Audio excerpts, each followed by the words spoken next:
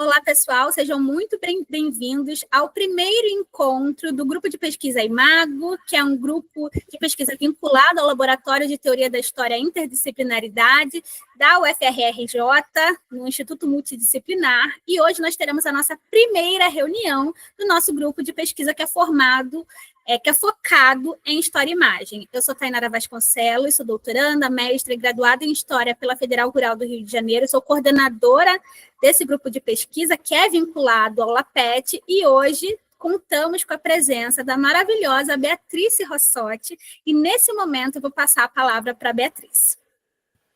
Olá, gente, boa tarde, agradeço a oportunidade, peço mais uma vez licença aos que me antecederam, que virão, para falar um pouquinho da minha trajetória. Quando eu recebi o convite da TAI, eu pensei um pouco para falar para vocês, apresentar para vocês um pouco da minha trajetória como pesquisadora, porque eu acho que às vezes falta um pouquinho da gente entender quais caminhos as outras pessoas fizeram, quais as possibilidades, o que tem, o que não tem. Então, é sempre bom a gente trazer um pouquinho da nossa oralidade, do nosso movimento, né, dos nossos passos, para a gente tentar contribuir com a formação das outras pessoas. E esse aqui é meu objetivo, né?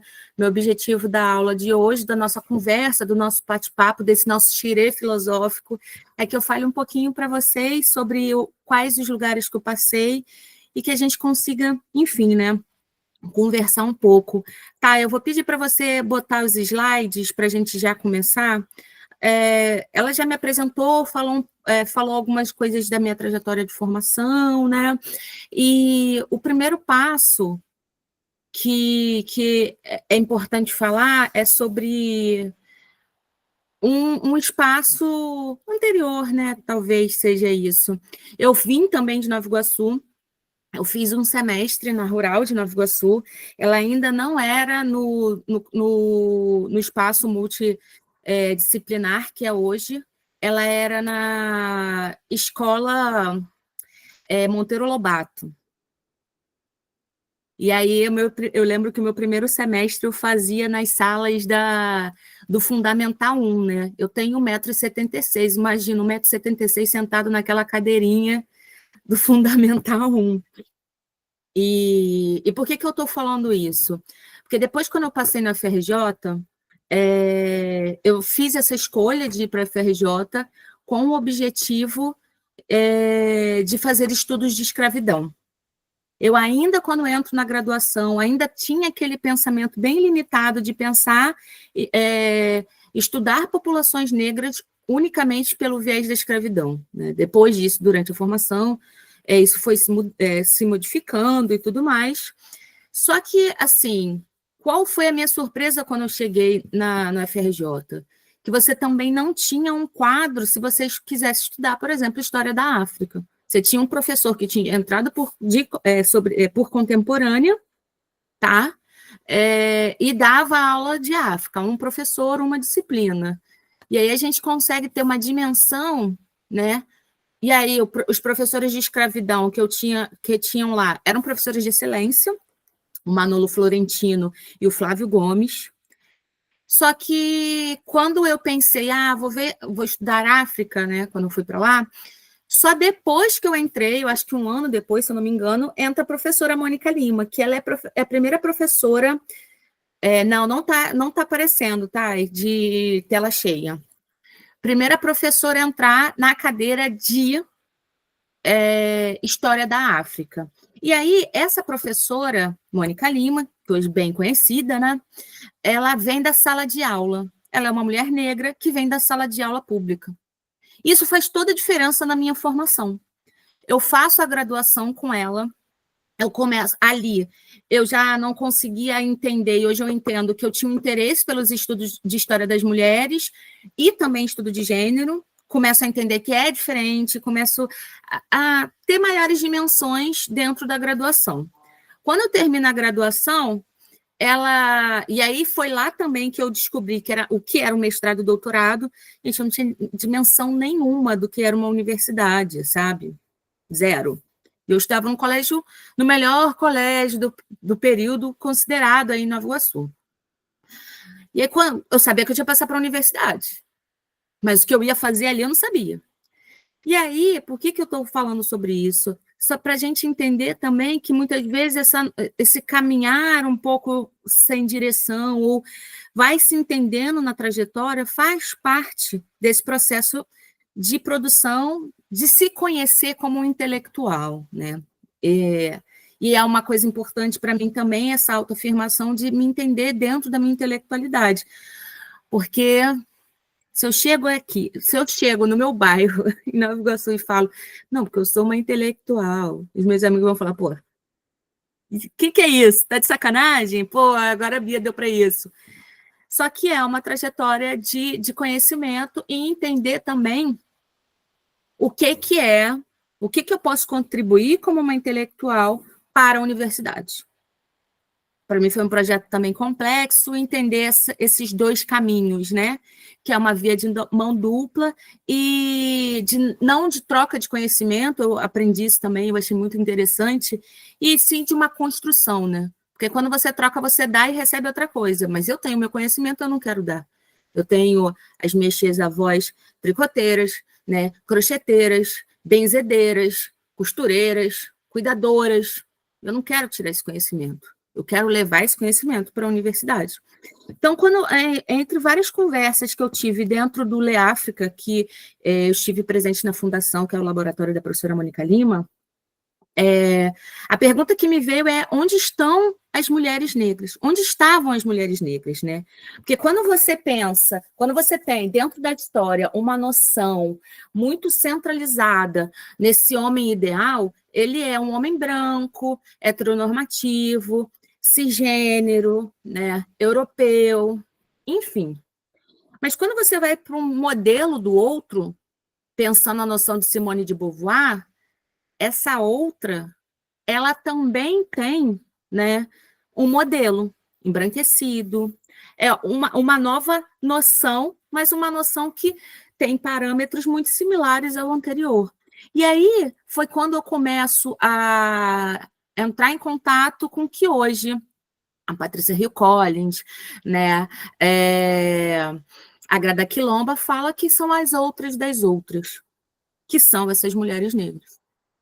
E aí, os primeiros questionamentos não se tinham muitos números, mulheres negras vinham menos, e não sei o quê, e pipipi, popopó, e eu, tá, ok. Mas se tinha uma, tinha. E onde elas estão?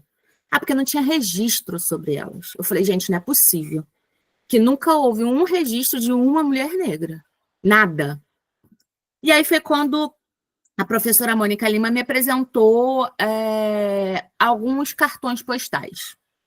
Quando eu fui para a entrevista de mestrado, a primeira porrada que eu levei, né, da professora Mariana Moazzi, e aí foi quando eu comecei a fazer minha trajetória também, pensando num direcionamento, né, era... Agora está assim, tá? Exposto completo. Foi quando eu fui para a Unirio, atrás da professora Mariana Moazzi, porque ela era uma indicação da professora Mônica Lima, que trabalhava com fotografias. Só que eu tinha uma defasagem da minha graduação de nunca ter tido nenhuma matéria que trabalhasse fotografias. Nem assim, aplicação em sala de aula, nada. Que é diferente, por exemplo, se a gente pensar uma graduação na UF, em outras universidades. Então, eu fui para o mestrado falando, eu quero trabalhar isso aqui. Tanto que quando eu fui para a entrevista, né? Na Unirio tem a entrevista, tem a prova escrita e a entrevista para o mestrado, eu levei fotos impressas e a Moazzi falou, mas isso não são fotografias, isso são cartões postais. E na hora eu falei, ué, mas não é a mesma coisa aqui? A imagem aqui? E aí, quando eu fui para o mestrado, eu expliquei sobre isso para a professora Mariana. Falei, eu nunca tinha tido nenhuma análise, nenhuma metodologia, né, uma ausência de metodologia focada na análise de fotografias. Ela riu e falou, eu percebi. E aí você começa a falar, ok, mas o que eu vou fazer? E aí eu começo a procurar online, né? Passa para mim, Thay, por favor. Começa a pesquisar online que fotografias? Se eu boto simples no Google, né? E aí eu começo a ir pensar outras pessoas que estão falando sobre isso, boto no Pinterest, boto no Google. Agora, se vocês, né, quiserem botar em outras redes sociais, na época não tinha tão disseminado, não existia o TikTok, não estava tão disseminado o Instagram, e eu começo a olhar onde essas fotos estão. Hoje a gente tem uma disseminação visual, né, popular, muito maior de algumas fotografias. E aí um apontamento que eu trago aqui também é como é interessante a gente pensar que várias dessas mulheres são associadas a personalidades negras, né? Mas que não necessariamente a imagem condiz com, o nome que ela é associado. E isso não é um mau caratismo da internet. Isso nos aponta uma ausência da imagem de mulheres negras registradas, né, nos seus períodos. Hoje, um exemplo bastante discutido é o da Tia Ciata, né, a fotografia da Tia Ciata, que ela tem uma associação determinada de uma fotografia, e se você faz o levantamento, esse cruzamento de dados, você percebe que aquela fotografia ela tem questionamentos na sua relação com a Tia Ciata.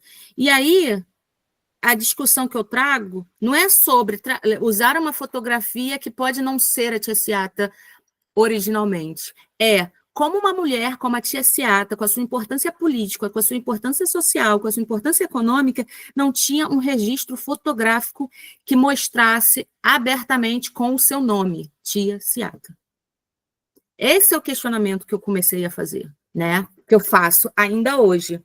E aí, é uma coisa que, por exemplo, aparece muito para mim também, que constantemente, quando eu mostro as minhas fotografias, as pessoas falam, mas essas fotografias, por exemplo, estão em estúdios, são feitas por fotógrafos. Quem te garante que essas fotografias não foram montadas pelo fotógrafo?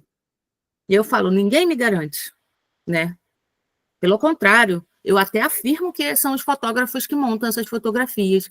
Mas, ao mesmo tempo, a escolha desse fotógrafo de ter uma roupa diferente de quando ele fotografa uma mulher branca já mostra para a gente a importância que essas mulheres negras tinham economicamente, ao ponto desses sujeitos entenderem que elas precisavam, para representar algo associado à realidade, né?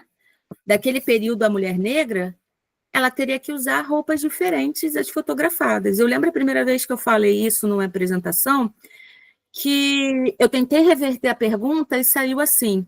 Então, você está dizendo para mim que eu estou falando para você, que eu estou achando fotografia em que as mulheres negras se vestem diferentes de mulheres brancas, e você está falando que pode ser uma influência dos fotógrafos, então eu pergunto para você, essas mulheres são bastante importantes, porque elas fazem com que os fotógrafos tivessem 2 guarda-roupas. Porque se elas não usam as mesmas roupas, os padrões específicos de mulheres brancas, elas usam algumas coisas similares, mas outras diferentes. Esse fotógrafo, se ele tivesse que montar aquela fotografia, ele ia ter que ter um guarda-roupa com um pano da costa. Ele ia ter que ter um guarda-roupa com um turbante. Ele ia ter que ter um guarda-roupa com joias, né, de resistência, ou, como chamam, joias de crioulas. Então, elas têm importância, porque qual fotógrafo que vai investir um dinheiro para fotografar uma mulher? A fotografia vende, ok. Mas quem está consumindo essa fotografia? Porque a fotografia ela se inicia com um projeto de vender a verdade, né? Você vai vender aquela realidade do espaço fotografado. E se você está falando da segunda metade do século XVIII, você já tem relatos de viajantes, você já tem pessoas visitando aqui. Você não pode fazer algo totalmente desgarrado de uma realidade do espaço registrado. Então, você está mostrando essas mulheres o mais perto possível do cotidiano em que elas são visualizadas. Enfim.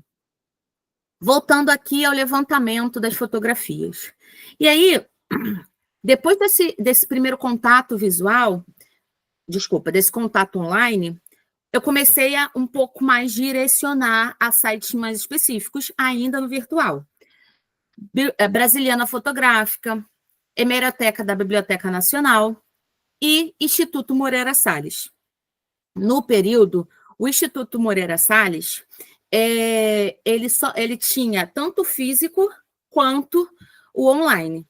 Só que, assim como é a hemeroteca, tá? Eu não sei se vocês já ouviram falar, a Brasiliana Fotográfica é um site em que várias instituições oferecem algumas fotografias e deixam ali online. A hemeroteca da Biblioteca Nacional, eu particularmente acho ela um pouco mais complexa de pesquisar online, fora da instituição, porque você tem que procurar por palavras-chave, assim como as outras, só que é um catálogo, né? Uma catalogação bem específica. E uma vez que o professor Flávio Gomes me falou, oi, que o professor Flávio Gomes me falou, e que eu achei muito interessante, é que a gente estava falando alguma coisa sobre arquivo, né? E ele falou assim, mas para a gente reclamar do arquivo e pedir melhorias, a gente tem que estar dentro do arquivo. Falei, caramba, que interessante, né? Faço uma crítica, porque a gente que mora, né? Eu hoje não mais, enfim, mas já a maior parte da minha vida morei na Baixada Fluminense. Estar nos arquivos é complexo, é caro, né? E para gente que tem um trabalho de uma escala de 6x1, que era o que eu tinha quando eu estava no Brasil, ainda tem a questão do horário. E aí foi uma dificuldade, por exemplo, quando eu tive que ir presencialmente para o Instituto Moreira Salles. Porque no período ele funcionava ainda na Gávea, e aí hoje, pelo que eu entendi, ele deixa online todos os usos de fotografia, todas as fotografias estão online em domínio público, e isso é interessante porque antes, para você usar a fotografia, e algumas coisas acontecem na hemeroteca também, tem algumas coisas que para você usar vocês têm que pagar, e aí é um valor assim dispendioso, né? Que entra em outras veredas, tipo a dificuldade da gente produzir, a dificuldade da gente lançar livro e tudo mais. E aí a atenção quando eu falo pagar para usar, é pagar para usar em produtos que vão gerar lucros. Então, assim, a minha tese e a minha dissertação, elas não são com o intuito de gerar lucro, elas vão estar disponibilizadas para domínio público.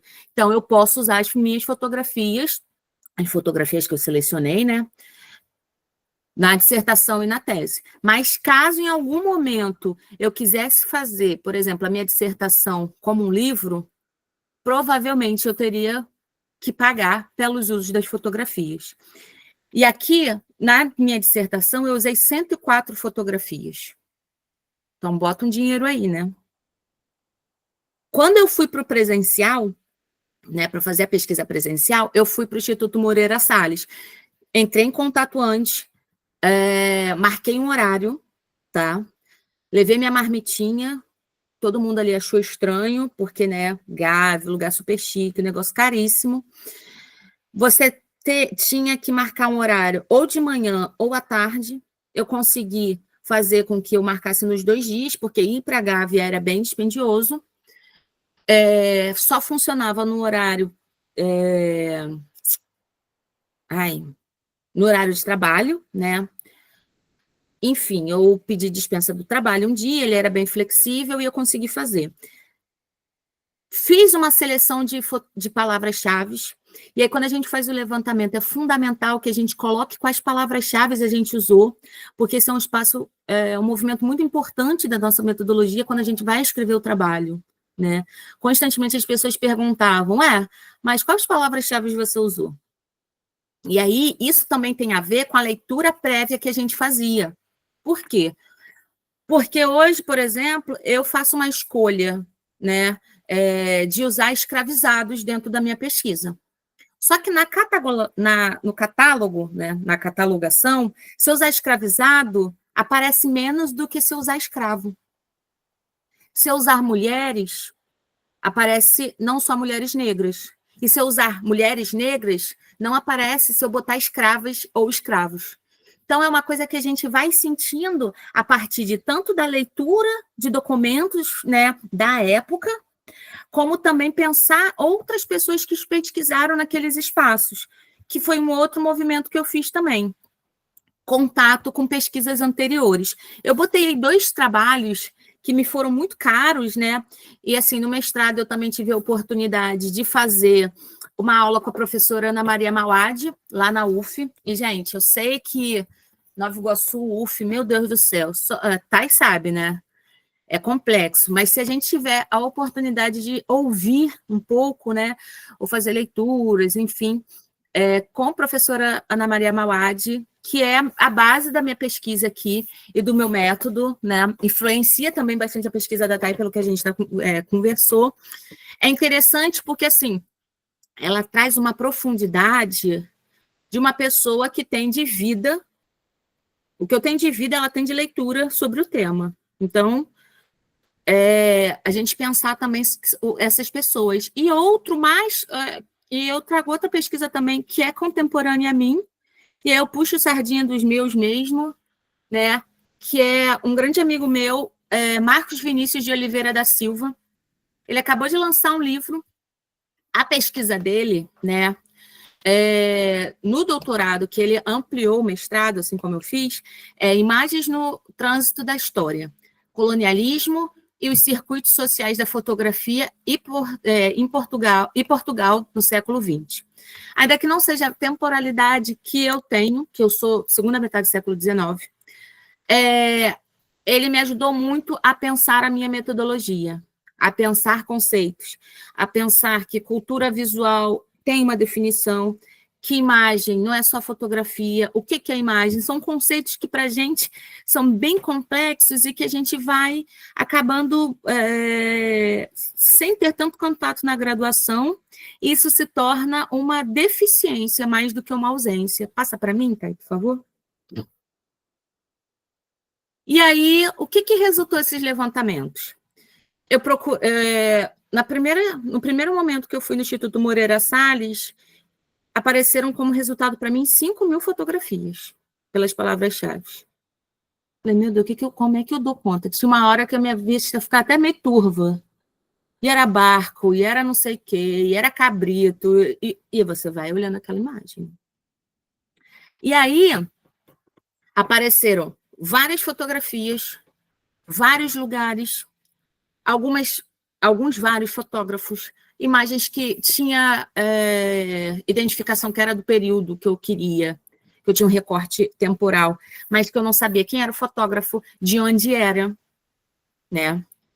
Então, eu comecei a ficar assim, caramba, como eu vou justificar e como é que eu vou fazer essa seleção dessas imagens?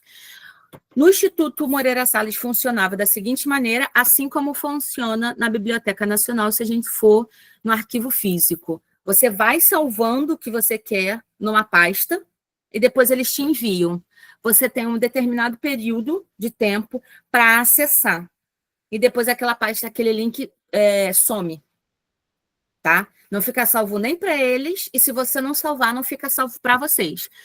Quando eu recebi o link, o desespero, a primeira coisa que eu fiz foi baixar todas as fotografias e salvá-las. Então, eu já tinha aquilo. Mas lembrem daquele esquema, tá? Algumas daquelas fotografias não são domínio público, então você vai acabar tendo que pagar por elas. E o que não é domínio público, tá? Se você vai para o espaço fisicamente e você só tem acesso naquele espaço, e se você sair da instituição você não tem acesso ao espaço, aquilo não é domínio público. Tá? Isso acontece em jornais, charges, né? Outros tipos de documento, fotografias, tudo de um modo geral. Então, é preciso que a gente fique muito atento a tanto o que é recomendado pela sua pós-graduação e o que é recomendado pela instituição também. E aí, outra coisa que eu comecei a pensar era, ok, eu tenho esse bando de fotografia aqui. Falei, professora, como é que a gente vai começar isso aqui? E aí foi quando ela me apresentou a ficha analítica, né?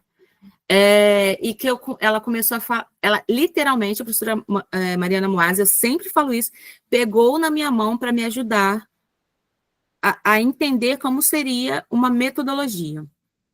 Gente, eu estou batendo isso aqui constantemente no meu mestrado, porque a gente tem que ter em mente, e isso às vezes se perde, que o mestrado é o primeiro momento que a gente tem como pesquisador mais eu ia falar mais independente, essa é a palavra. Então, é o momento em que você está começando a botar ali um campo de metodologia e teoria na prática. Isso é muito difícil para a gente, porque eu não sei como é em outras instituições. Eu lembro que durante minha graduação eu tive essa curiosidade, eu fiz um levantamento na época de quais disciplinas tinham nas instituições sobre metodologia e teoria. A UFRJ, ainda que tenha um campo de metodologia e de teoria muito forte, quando vai pensar isso para graduação, né, na minha formação, eu faria mais movimentos. E ainda assim pegam algumas disciplinas que misturam teoria e metodologia. Então, a gente vai para o mestrado meio... Né, aquele momento de construir o pré-projeto que você fala, não, peraí, o que é metodologia, o que é teoria, fica meio perdido ali, sabe? Então, quais foram os primeiros apontamentos que a professora Moase me falou? Primeira coisa que você tem que fazer, você vai trabalhar com escravidão urbana ou rural? Porque isso faz uma total diferença. Ainda que eu não tenha posto, por exemplo, no meu título, que é uma escravidão urbana, quando você pega as fotografias, você entende que o rural, ele ali foi uma escolha a não ser abordado. Porque se você vai pensar o vestir de mulheres negras escravizadas no espaço urbano, é totalmente diferente se a gente pensar o rural, pelas suas estruturas, pelas suas condições. E aquilo ali foi o meu primeiro momento de, não, peraí, qual é o que eu decido? Inicialmente, eu queria fazer o rural e o urbano separado, aí depois ela, né, constantemente... Só o mestrado, tá? Só o mestrado, fica calma. E a gente lembra que a gente tem um curto espaço de tempo. Foi quando eu comecei a descartar, né, algumas fotografias para não seleção, e depois eu comecei a perceber que eu precisava fazer alguns cruzamentos de dados. Passa para mim. E aí, antes de fazer o cruzamento de dados, uma informação que era... A primeira coisa que me chamou a atenção era a quantidade de fotógrafos, porque alguns, quando você começa a pensar fotógrafos, né, oitocentistas, alguns nomes já vêm direto, né, Cristiano Júnior, Marco Ferrez, que foram algumas das palavras-chave que eu usei. Só que, por exemplo, se você pensar determinado período do Marco Ferrez, do Cristiano Júnior, eles têm uma produção muito voltada também a trabalhos mais direcionados. Quando eles ganham, por exemplo, trabalhos da família real, né, eles têm que fazer produções destinadas ao interesse da família real. Então, se você bota Marco Ferrez, você tem um monte de fotografia de paisagem. E aí eu não vou usar fotografia de paisagem. Então, é um recorte também. Mas, ao mesmo tempo que você ia botando fotógrafo, eu ia pesquisando no arquivo e lendo sobre fotógrafo e pesquisando. E outros nomes foram me aparecendo. E também quando eu usava outras palavras-chave. E aí eu comecei a anotar todos os caras que eu conhecia. Eu acho que a Thay faz um trabalho sensacional quando ela apresenta outras fotógrafas, né, que trabalhavam nesse período e que não têm a visualidade que esses homens têm, e isso aí tem todo um recorte patriarcal, né, dentro da nossa história. Eu faço, nesse momento, um apontamento, uma nota de rodapé, falando que existiam mulheres, mas que elas não vão ser trabalhadas porque você não tem a produção e registros de mulheres registrando mulheres, e eu acho que o dia que a gente encontrar isso vai ser incrível, né? Enfim, e aí eu tinha um monte de fotógrafos. Passa para mim, Thay? Que é um diferencial também que muitas vezes tinha de outros trabalhos. Então, às vezes, quando a gente vai trabalhar com fotografias, oitocentistas, você tem pessoas que trabalhavam determinados fotógrafos. Eu vou trabalhar toda a obra de tal pessoa, vou trabalhar a obra de toda pessoa. Isso me deu uma diversidade interessante, mas, ao mesmo tempo, me deu um maior trabalho. E aí eu fiz aqui essa tabelinha para mostrar, né, para uma exposição visual do que eu estava pensando. E eu acho que é uma dica muito interessante que eu ganhei no mestrado, é que a gente da história, a gente não constrói muito esses recursos visuais, sabe? Ah, eu falo Marco Ferrez, eu faço isso, eu faço aquilo. É quando eu boto uma tabelinha, o que essa tabelinha tem? Gente, simples. Inserir tabela, porque mais do que isso também não dá para mim. É o nome do fotógrafo, a quantidade de fotografias que aquele fotógrafo tem na minha série e o número da foto. Porque quando eu boto, né, no repositório da Unirio minha pesquisa, não dava para subir as fotos todas junto. Tem ao longo da escrita, mas eu faço também um drive, e que eu dei, isso foi uma orientação da minha orientadora da época, tá? Uma sugestão. E aí tem no link, tem uma nota de rodapé que tem um link que todo mundo que acessa pode acessar, né? Que todo mundo que quer pode acessar. A Unirite vem tendo uns problemas, enfim, né? No acesso, assim como outras universidades, até mesmo por ataques. A UF foi uma delas que passou por bastantes ataques virtuais, mas toda vez, por exemplo, que alguém entra em contato comigo, li seu trabalho, que não sei o quê, eu já tenho o drive pronto e eu oferto para a pessoa o meu drive pronto, assim como tem no meu Instagram também. Então, é uma maneira de você se organizar e você divulgar o seu trabalho também.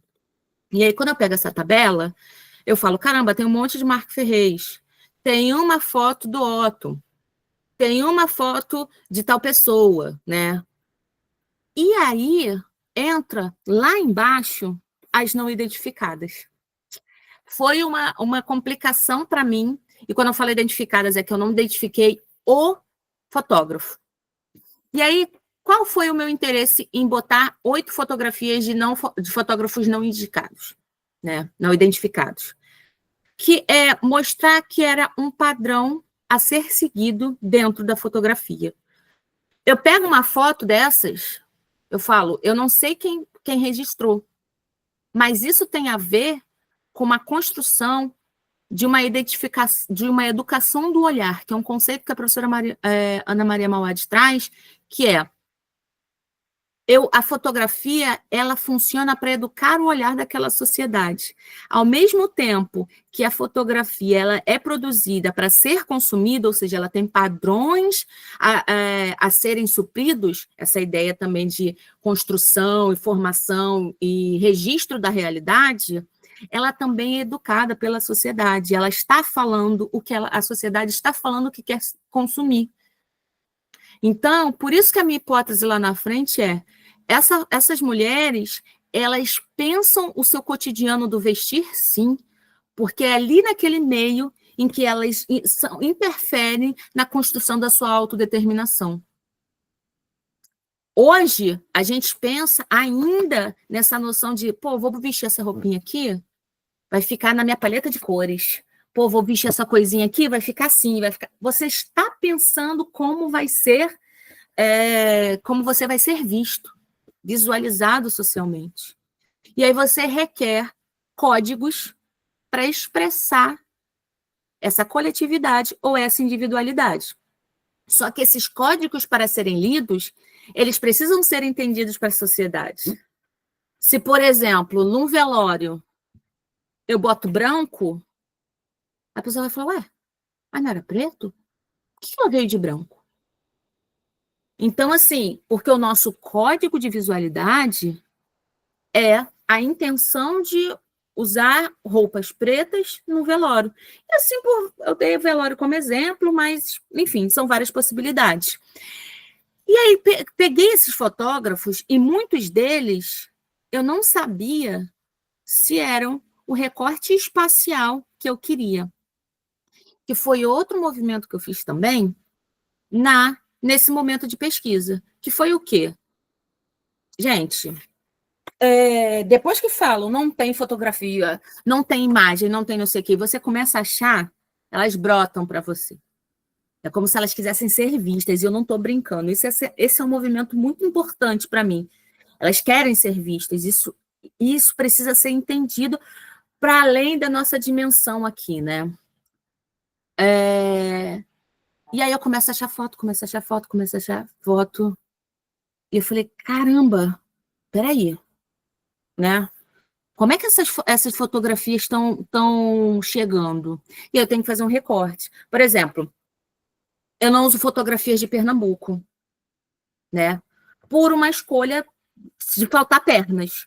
Mas você tem várias fotografias muito importantes em Pernambuco e que você pensa assim, caramba, podia trabalhar isso, podia trabalhar aquilo. Hoje, no meu doutorado, eu estou ampliando para pensar outros territórios, né? Eu estou procurando uma história translocal, né, transnacional, e eu estou trabalhando com Fort-de-France, que é uma parte central da Martinica. Gente, a gente começa a olhar as similitudes, as diferenças, a gente está pensando numa construção de americanidade, né, da Lélia Gonzalez. A gente está pensando como esse vestir, ele também é construído e pensado em suas novas sociabilidades, nesse corpo que se torna interseccional, né, e que é, na verdade, interseccional. Passa para mim, tá? E aí, outro guia, que se tornou um guia para mim, né? Esse dicionário do Boris Kosoy. Ele normalmente está esgotado, ele, assim, na maioria das das livrarias, ele está esgotado. Ele tem algumas bibliotecas. No mestrado, como eu ainda não tinha recurso, eu xeroquei ele praticamente inteiro, tá? Ele é um dicionário de verbetes com o nome dos fotógrafos. Aí você vai lá, Marco Ferrez. Aí ele, gente, é um trabalho assim muito bom, tá? Ele bota Marco Ferrez. Quais anos ele tinha em estúdio no Rio de Janeiro? Desculpa, quais anos não estavam no Rio de Janeiro? Aonde ele estava? O que ele fazia? Até mesmo fotógrafos que ele não sabe muitas coisas, ele bota ali. E foi, na verdade, foi até mesmo dentro do dicionário que eu comecei a procurar por mulheres, que eu, sabe, me chamou a atenção. Esse livro, eu achei ele num sebo, né? Depois de um tempo, enfim, né? Vida de historiador. Mas ele tem, se eu não me engano, na biblioteca da UF, eu acho que da UFRJ também. E estou falando isso porque, assim, ainda que a gente não consiga pegar, né, com a assinatura da Rural, a gente sempre tem aquele amigo, né, que pode pegar emprestado para a gente dar aquela xerocada, a gente pode tirar xerox e tal. Se alguém tiver uma alma caridosa e quiser digitalizar ele todo, nossa, vai ser maravilhoso. E ele também faz uma introdução à questão da história da fotografia nacionalmente também, fala de exposições, enfim. Ele foi, para mim, uma parte bem considerável, bem importante mesmo, para eu fazer esse cruzamento desses fotógrafos. E como eu falei, algumas fotografias não têm seus fotógrafos identificados. Eita. Não tem seus fotógrafos identificados, e algumas outras fotografias eu identifiquei, tipo, parecia que era do Cristiano Júnior, de ano tal, mas não falava qual lugar. Eu chegava no COSOL e falava, pô, o Cristiano Júnior, nesse ano, estava com estúdio fotográfico no Rio de Janeiro ou na Bahia. Então, posso usar. Sabe? Então, é interessante a gente pensar isso também. Passa para mim. Outra parte é a ficha analítica, tá? Passa um pouquinho. Que, pelo que eu entendi, a Thay também usa. Ela ficou um pouquinho pequena aqui, mas o que eu quero fazer lá?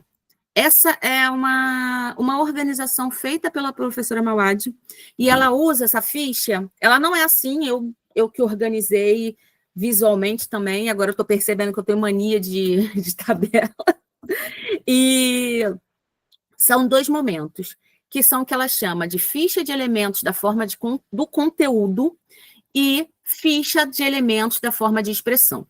Do conteúdo, ela bota agência, produtora ou fotógrafo, qual ano, embaixo, local retratado, que é qual local aparece na fotografia, tema retratado. E aí, esse espaço de tema, para mim, é muito importante, porque é quando eu comecei a construir quais eram os temas que eu ia trabalhar. Foi, por exemplo, daqui que eu comecei a entender que o mundo do trabalho é fundamental para a gente pensar a história da moda oitocentista. E aí, no doutorado, eu estou trabalhando no mundo do trabalho. Porque eu estou pensando que essas mulheres, elas têm o seu vestir também relacionado à funcionalidade. Só que a funcionalidade, ela é só associada ao trabalho? A minha defesa é não. A minha defesa é que o campo estético, o campo do belo, ele também tem a sua funcionalidade. E aí o resultado a gente vai ver na Terra. Espero que dê certo. Começa a pensar. Outra coisa que eu fazia era, eu começo a botar os temas. O que eu acho de tema aqui? E aí você vai saber que a primeira ficha analítica que você faz, ela vai ser muito diferente da última ficha que você faz. Porque você vai refinando o olhar. Então, não tem problema você voltar para a ficha e falar, não, isso aqui não tem nada a ver. Não, isso aqui, pô, vou mudar. Começa a botar o tema dancinha. Dancinha, dancinha, dancinha, e depois eu boto, não, expressão cultural. Aí a gente volta para associar. E quando você vai fazer análise, o que eu fiz? Primeiro momento, eu precisava daquelas fotografias visualmente. Então, eu as imprimi, eu não estou com, desculpa, eu não estou com um álbum aqui que eu mostro para vocês, eu fiz um álbum fotográfico com todas as minhas fotografias, porque eu precisava da materialidade delas, tá? Ainda que seja um investimento financeiro, ele não é um investimento impossível dentro da minha realidade daquele momento, porque eu era bolsista. Então, eu consegui imprimir as fotos, ficou menos de R$1 para cada, então deu aí 100 e poucos reais, né? E aí eu comecei, no primeiro momento, a organizar. E sim, gente, eu estou fazendo assim porque era na parede. Eu fiz uns negócios na parede, que a Mariana falou, você precisa pegar essas fotos, você precisa mexer nessas fontes, você precisa botá-las na mesa para você entender o que está combinando aqui.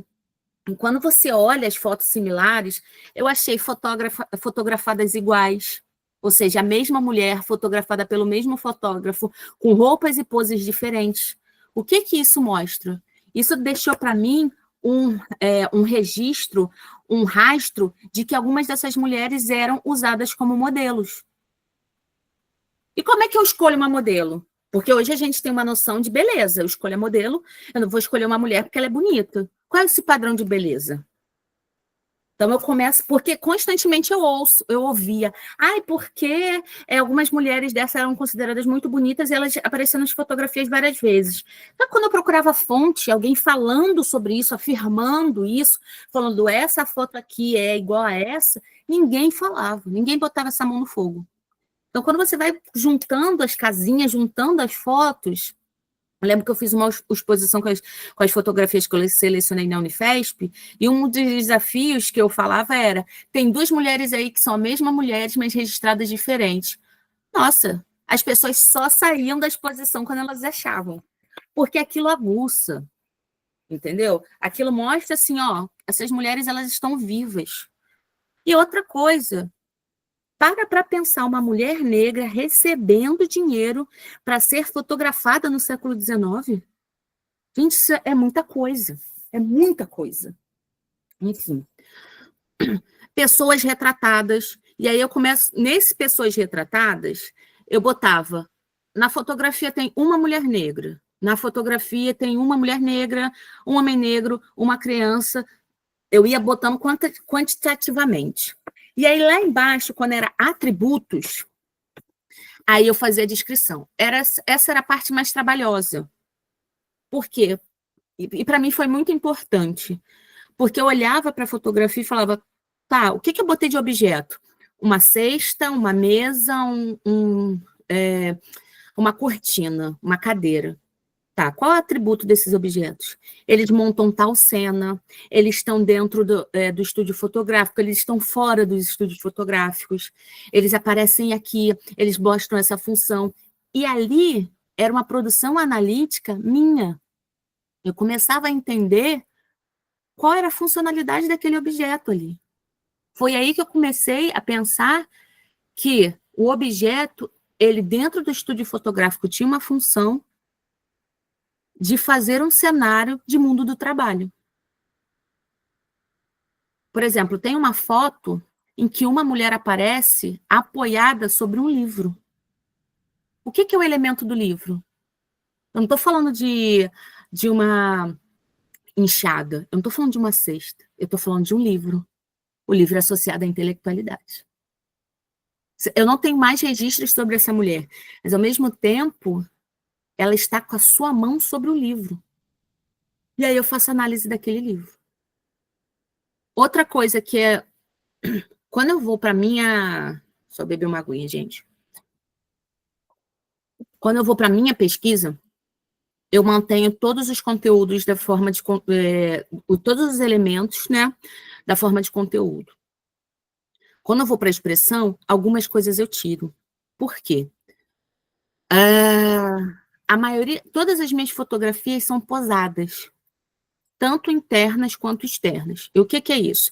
Externa é quando é produzida em espaços abertos, ruas, cidades, enfim, ou campo, se você for trabalhar com um espaço rural, ou internas, que são produzidas em estúdios fotográficos. Na verdade, são produzidas em espaços fechados, mas no meu caso, todas são de estúdio fotográfico. Por que eu estou falando isso? Porque algumas produções de pessoas muito ricas são feitas dentro de casa.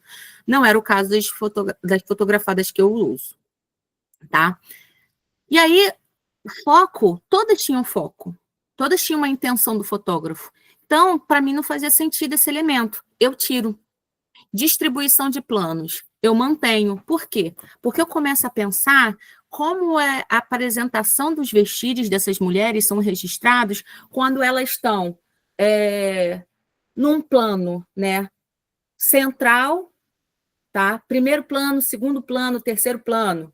Primeiro plano, segundo, terceiro. São coisas mais técnicas que a gente vai entendendo. Essa mulher, por exemplo, ela está... Tem uma outra fotografia que eu pego e ela está sendo registrada como uma escala humana. O que é uma escala humana? Ela posa do lado de uma construção. A ideia não é registrar aquela mulher. A ideia é registrar o tamanho daquela construção perto dessas mulheres. Então, ela não está no primeiro plano, tá? Outra coisa, sentido da foto. Gente, isso para mim foi difícil de entender, que é essa noção de direita e esquerda, né? Que é, como é que você registra essa mulher? Ela tá perfilada, ela tá de frente, ela tá em pé, ela tá sentada. Quando essa mulher ela tem um perfil, né? Ela registra o perfil, o que ela usa de saia não importa. Mas se ela é registrada de corpo inteiro sentada, como aparece uma das fotos que eu selecionei, um elemento que aparece, que eu sempre trago, é a pontinha do sapato dela. E sapato a gente associa liberta. Ainda que ela não fosse liberta, aquela fotografia, aquele código do vestir, era que ela fosse entendida e lida socialmente como liberta. A saia dela é até puxada para cima. Facilmente aquela fotografada poderia usar a saia cobrindo o sapato, mas tem uma intencionalidade naquela pose, tá? E eu acrescento informações adicionais, porque tinha algumas coisas que eu queria falar na época. Por exemplo, eu tinha um insight na hora que eu estava analisando. Aí, às vezes, eu escrevia, tipo, caramba, olha essa aqui, tá usando turbante e usou um chapéu. As informações adicionais eram tópicos que eu queria pensar, né? Ali, aproveitando esse momento de análise. Passa para mim, Thay? Feitas as fichas, eu fiz uma ficha para cada, e aí eu tinha em casa aquele caderno catalográfico, né? Uma pastinha, e aí eu botei uma ficha por cada ali, tá? Também botei na taxa de bancada, papel para imprimir, botem, tá? Se vocês tiverem valor da bolsa, se tiver taxa de bancada, façam isso, porque a gente fica com medo de botar, mas é importante. E aí, comecei com a adaptação, né, dos elementos de conteúdo e forma, uma análise individual e coletiva das fotografias. A cada etapa das fotografias, eu mudava elas de lugares nas paredes, né? Tipo, comecei a pensar Rio de Janeiro. Quais são as fotografias do Rio de Janeiro? Eu tirava e botava de um lado, para enxergar. Pô, mas... E aí, constantemente, as pessoas entravam na minha casa, e isso é um movimento interessante, que é a coletividade da pesquisa, né? Caramba, Bia, você já viu que isso aqui, não sei o quê? E vira e mexe, todo mundo queria dar um pitaco. É interessante que todo mundo queria olhar a foto e falar assim, poxa, mas essa blusa aqui, o que é isso? É o que não sei o quê. Então, eu estava constantemente pensando naquelas imagens. Às vezes, eu tomava um cafezinho olhando. É para você educar o seu olhar mesmo, né? De onde essas mulheres estão na sua vida. E aí, eu comecei a pensar necessidades de agrupamentos. Foi quando eu comecei a analisar. Primeiro, eu pensei em território, né? Rio de Janeiro e Bahia. Quer dizer, Rio de Janeiro e Salvador. Eu pensei em Bahia, depois eu fui para Salvador. Nesse primeiro momento, como eu pensei os portos, e aí foi um pedaço que eu cheguei a escrever, mas que na versão final foi cortada. Eu fiz um mapa num recurso do Google Maps, que era, eu botava o endereço antigo dos estúdios fotográficos, e ele fazia um mapeamento de onde eram os estúdios fotográficos no Rio de Janeiro e em Salvador. Cara, ficou muito legal. Mas, enfim, a gente acabou optando por cortar isso. Só que, ainda que eu tivesse cortado, me deu uma dimensão de eu entender que os estúdios fotográficos eram concentrados ao redor dos portos, porque era onde a cidade fervilhava, é onde tinha o dinheiro. Eu lembro do Rio de Janeiro que só tinha um estúdio fotográfico, que não era entre os meus fotógrafos, tá, gente? Que não era ali nesse grande circuito, que era um dos famosos, agora eu não vou lembrar qual, ele tinha um estúdio fotográfico também em Petrópolis, que era onde tinha a família real. Então, assim, você está pensando esses estúdios fotográficos como a ideia de que essa fotografia ela começa a fazer parte dessa sociabilidade. Ser fotografado entra, né, nos gastos mensais dessas famílias. E eu não estou falando só de gente rica, não. Eu estou falando de... Óbvio que, assim, tem uma diferenciação entre um rico... como tem hoje, né? A diferenciação da pessoa que vai tirar foto com a máquina, com o celular Master Blaster, e você que vai tirar aquela selfiezinha marota ali.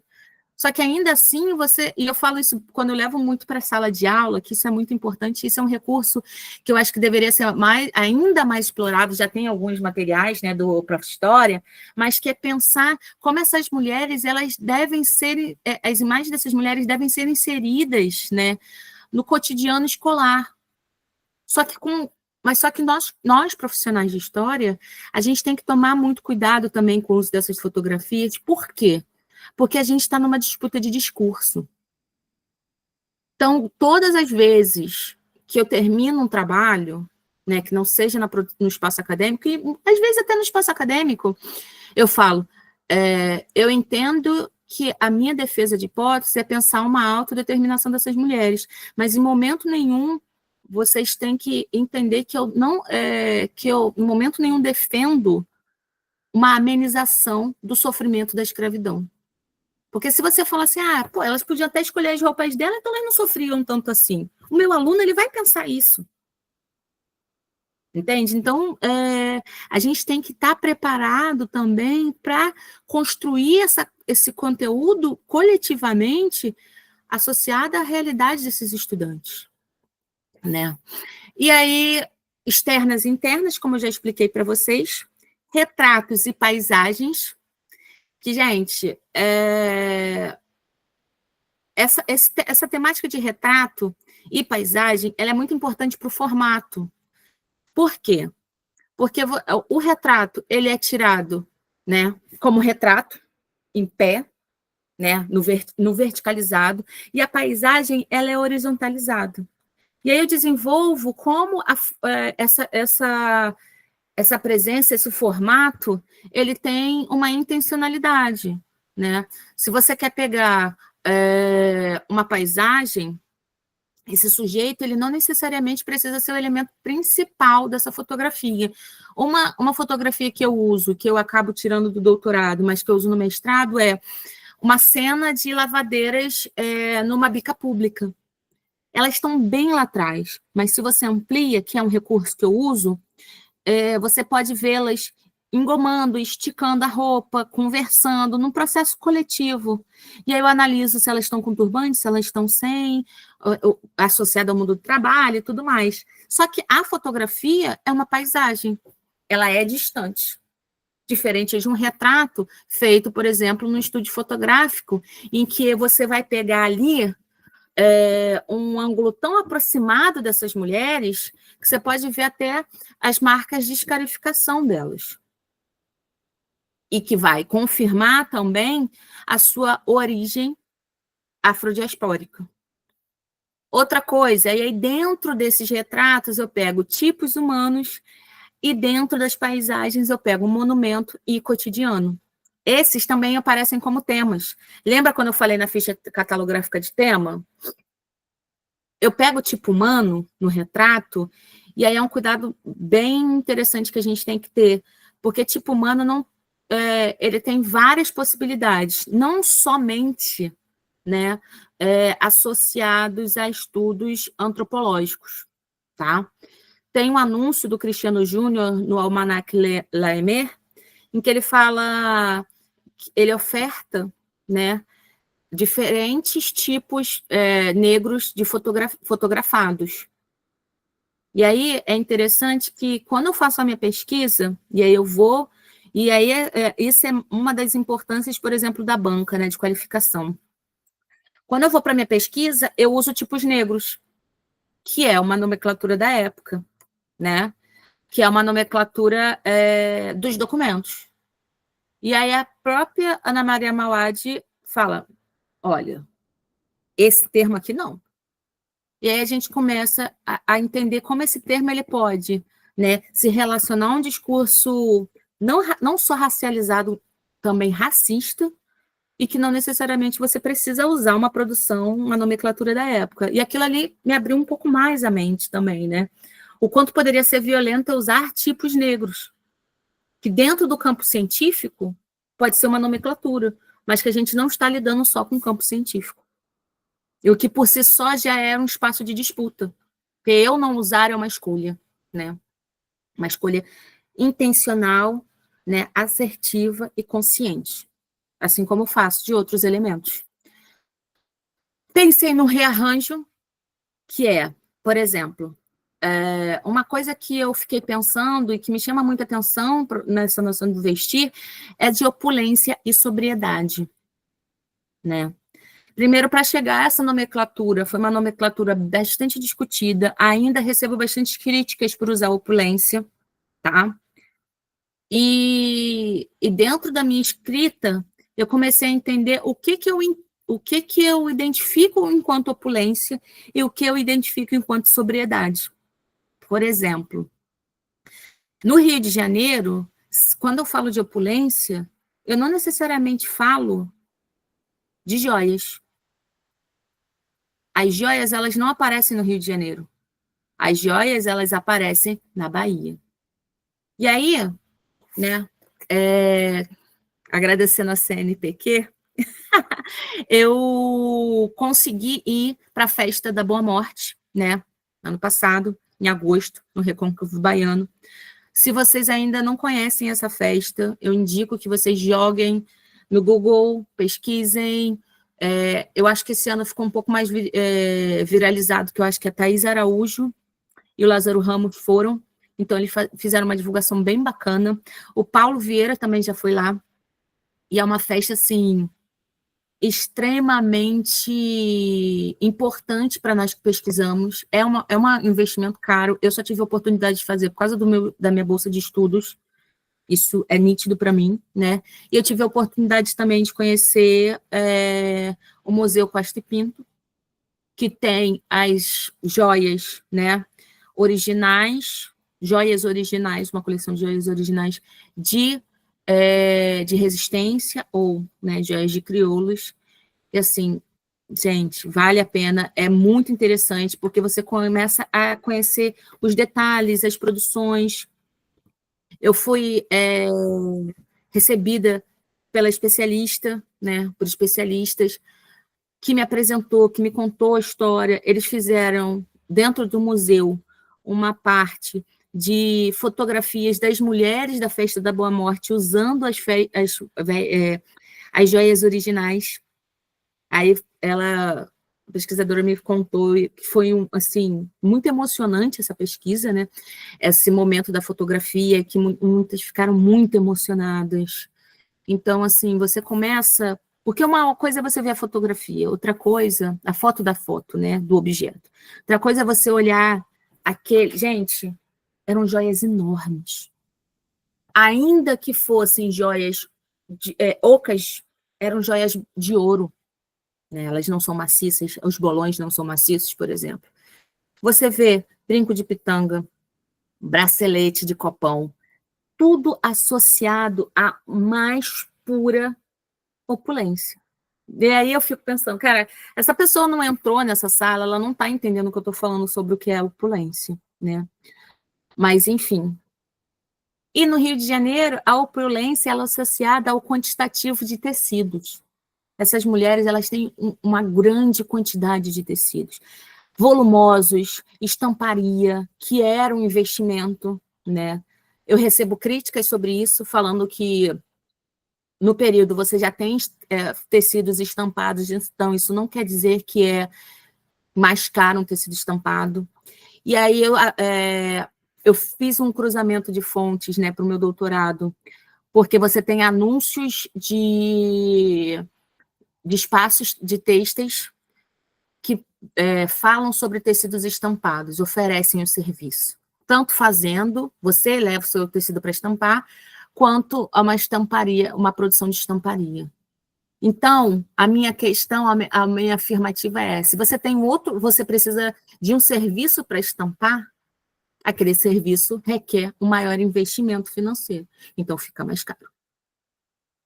E aí, fica mais caro e ele é muito mais constante, os padrões de estamparia são muito mais constantes do que padrões de tecidos estampados se a gente comparar com fotografias de mulheres brancas abastadas. E aquilo tem eu defendo que isso tem uma intencionalidade, né? Passa para mim. Eu tenho quanto tempo mais, Thay?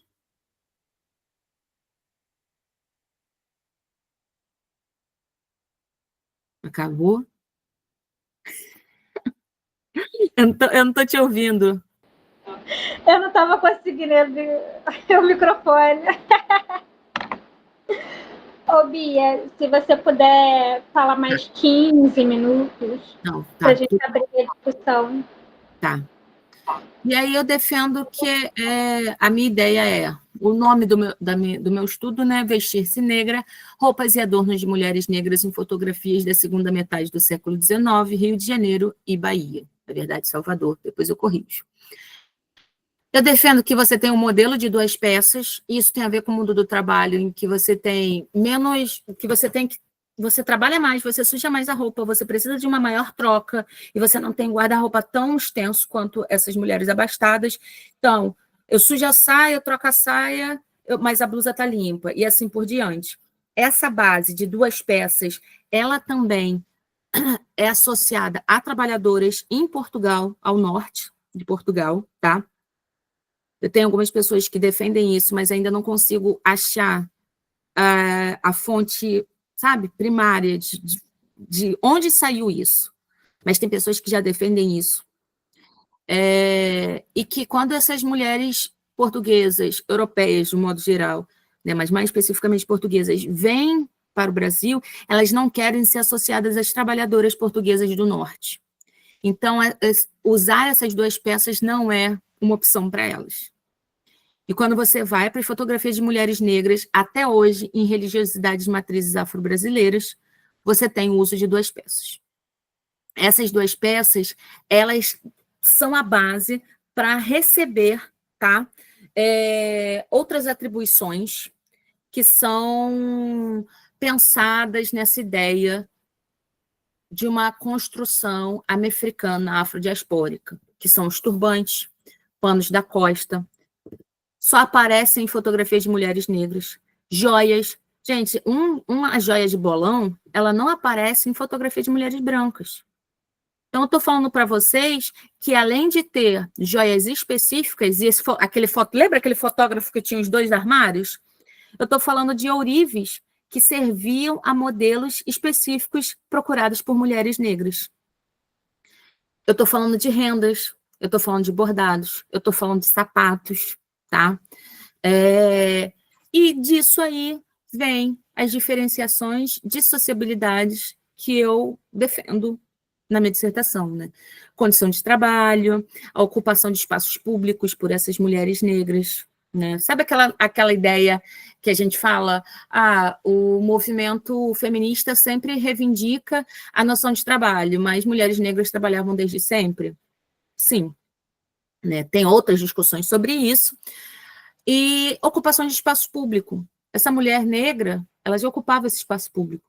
Era ela que estava trazendo as coisas à porta das mulheres brancas, para essas mulheres brancas não serem vistas publicamente. Tá? Intencionalidade dos retratos, que eu acho, tem uma fotografia de 2 mulheres que elas sorriem para o fotógrafo. Isso é uma intencionalidade que me é muito cara. E alguns aspectos religiosos, né? Que pessoas de praticantes de religiosidade de matriz afro-brasileiras, elas têm... É muito interessante quando você dá uma palestra para um espaço desse e a pessoa fala, essa aqui tem uma saia de não sei quantas fitas na borda. Ela é uma cabeção. Olha só, essa mulher aqui, ela tem essa proteção no pescoço. Ela tem a proteção no braço. Ela tem isso. Esse turbante aqui não tem orelhinha. Então, assim, eu vou aprendendo também com essas leituras. Passa para mim. E aí, tem que ter foto, né? Falar de foto tem que ter foto. Eu vou aproveitar esses minutos finais para falar sobre isso, né? Esse é no mercado na Bahia, no Porto da Bahia. Essa é a única foto porque eu uso o Otto Karl, né? Karl. O sobrenome dele é alemão, então dispensa a pronúncia. Se a gente chega mais perto, por exemplo, algumas fotografadas nesses espaços, elas estão com as saias enroladas, e é uma das coisas que eu chamo a atenção. Essa saia, ela tá, por exemplo, se a gente olha aqui para mim, está à direita, você vê que a saia ela é mais curta do que a saia dessa mulher branca, essa saia branca dessa mulher, que está de costas, ela é mais curta que as outras. Se você amplia, ela deu uma enrolada na saia. Por quê? Para que essa saia não seja suja nesse espaço. Passa para mim. Essa mulher que tem várias fotografias dela que ele faz espelhado, né? E aí até tem a ver com a técnica. Essa mulher, ela está usando uma joia de bolão na rua. Por que ela está usando uma joia na rua? Ela está no seu ambiente de trabalho. A gente também trabalha bem arrumada. A gente também trabalha bem arrumada para fazer um código de leitura em que quem é o sujeito que está indo na mulher do tabuleiro mais chique? Quem é essa mulher? Por que ela está se arrumando? Por que ela está mostrando essa sociabilidade mais associada ao enriquecido no seu ambiente de trabalho? Passa para mim. Essas são no Porto do Rio, né, no Mercado do Rio. A Juliana Barreto ela tem um livro sensacional sobre esse espaço. Algumas dessas mulheres, para não pagar para vender suas coisas lá dentro, elas fazem as montagens fora. E aí, uma das coisas que eu chamo a atenção, não vai dar para ver para essa foto, mas enfim, embaixo dessa foto, essa mulher ela está com um turbante. Aí o que eu ouvia muito é que o turbante era para proteger do sol. Defendo essa hipótese também. Só que ele não é só para proteger do sol. Porque essa mulher está com um guarda-sol, uma sombrinha. Ela poderia usar só a sombrinha. Então, esse turbante ele tem uma intencionalidade na sua presença. Tá? Passa para mim. Ó, aqui dá para ver melhor. Né? Essa mulher, ela tá ali, ela tá com seu turbante, ela tá se protegendo do sol, mas ela pode, por exemplo, ser um turbante que vai receber esse cesto com as suas vendas depois. Entendeu? Então, ela precisa amortecer. Se você for para alguns estudos da Fiocruz e a e a Mara Viana falou sobre isso, você percebe que algumas dessas mulheres, elas são mulheres negras, são registradas com algumas machucados na sua cabeça, de tanto apoiar, né, os cestos nas suas cabeças. E esse turbante, ele, em alguns estúdios fotográficos, ele recebe rodilhas, por exemplo. Por quê? Porque não é só o pano. Tem o pano e tem... O que que é a rodilha? É aquele pano enrolado que você bota em cima do turbante. E aí, no estúdio fotográfico, tem uma fotografada que ela usa o turbante e a rodilha. Essa mulher, ela não tá usando peso na cabeça, ela não precisava usar essa rodilha. Mas esse objeto, ele está ali intencionalmente mostrando uma cena de trabalho. E dentro da cena de trabalho, a realidade dessa cena tem essa rodilha. Passa para mim, Thay, por favor. Algumas de outras fotografadas. É interessante que nessa fotografia do casal, você vê que essa mulher, ela tem a saia enrolada na cintura, como aparece, né? Como eu falei lá das mulheres do mercado. A outra, que só tem uma mulher fotografada, ela bota um dos seus pés à frente, facilmente poderia esconder esse pé, mas esse pé, ele traz a sua condição de escravizada, né? Passa adiante para mim também. Estou dando uma pincelada, tá, gente? Essa fotografia, depois ela sai no início do século XX, num jornal, falando sobre as vendedoras resistentes, né? A resistência do comércio ali no que hoje é Praça 15, né? Na época também. Então, gente, pensa, para dar uma dimensão para vocês, o mercado, ele ia... Hoje ainda tem um restaurante, que ele é um cubículo um cubículozinho de vidro. Ele ia daquele restaurante, o mercado, até depois da Praça 15. Era um imenso mercado ali, e que ele foi posto abaixo. E que era o espaço de sociabilidade dessas mulheres. E você tem várias denúncias, que elas fazem confusão, que elas gritam, que elas fazem isso, que elas fazem aquilo. E eu fico imaginando, né? Você ali no Palácio Tiradentes, ou no espaço, enfim, né? Da Praça 15, e aquela gritaria do carro do ovo, né? Então, assim, como seria esse espaço pulsante, tá? E é interessante porque essa fotografia, o homem lá atrás, ele não tá nítido. Esqueci o termo, enfim. Ele não está nítido. Então, essa fotografia, e aí é muito interessante porque ainda assim ela sai no jornal. Então, não interessa se esse homem branco está ali, ele não está tão nítido na foto. A intencionalidade da registrada é essa mulher, com seu espaço de comércio organizado, essas maçãs, essas cebolas. Eu falo, gente, parece que está brilhando. Você olha, você fala, cara, está brilhando isso, está organizadíssimo. Então, tem essa intenção também desse espaço organizado, né? Não maquitando um hortifruti. Passa para mim? E aí eu trago outras fotos também, essas mulheres, essa da cadeira, tem a sua opulência da Bahia, com as joias, com essas rendas, né? Pode passando, tá? Essas fotografadas, essa da saia de estamparia, essa é que eu falo do sapato. Se vocês puderem olhar um pouquinho mais, ou até aí aumentar a foto, você vê que esse sapato, ele aparece. Só que, tá vendo um pouquinho mais acima, a saia tá puxada. Facilmente, desce mais um pouquinho, tá? Mais um pouquinho, mais um pouquinho. Não. Só seta onde estava na saia. Isso aí, tá vendo? Esse tecido cobria esse sapato.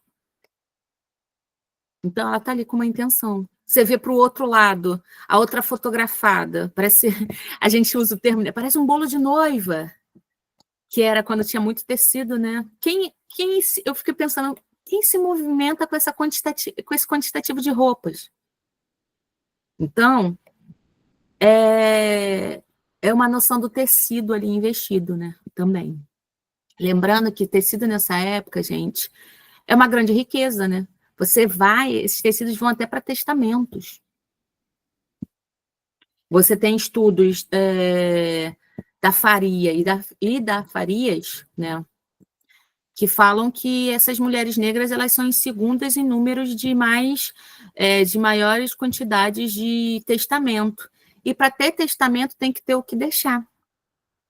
Então, essas mulheres tinham que deixar. E uma delas envolve joias e roupas, né?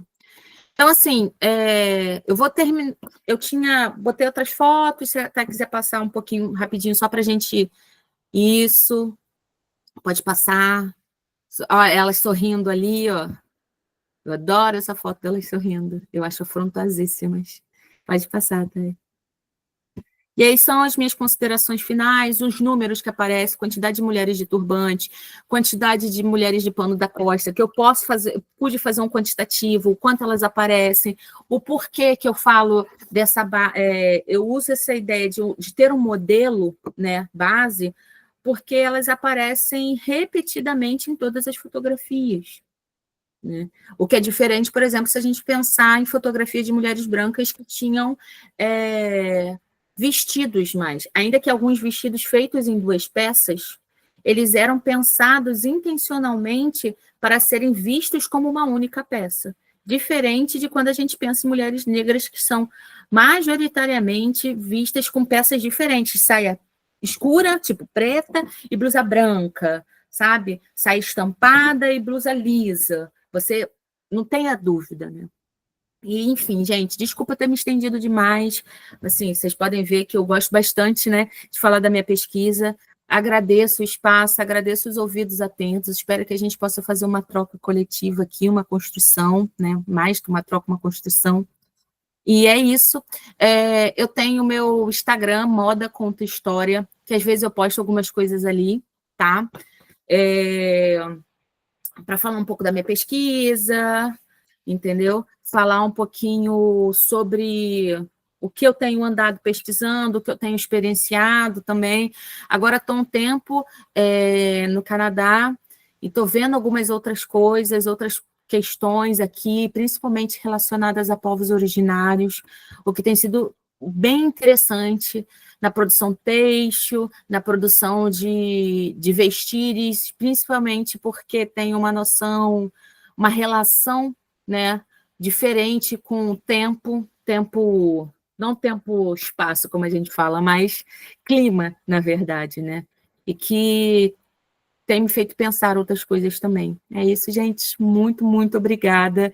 Mais uma vez, obrigada, Imago, pela oportunidade de estar aqui inicialmente com vocês. Espero que eu seja um pé quente para o laboratório.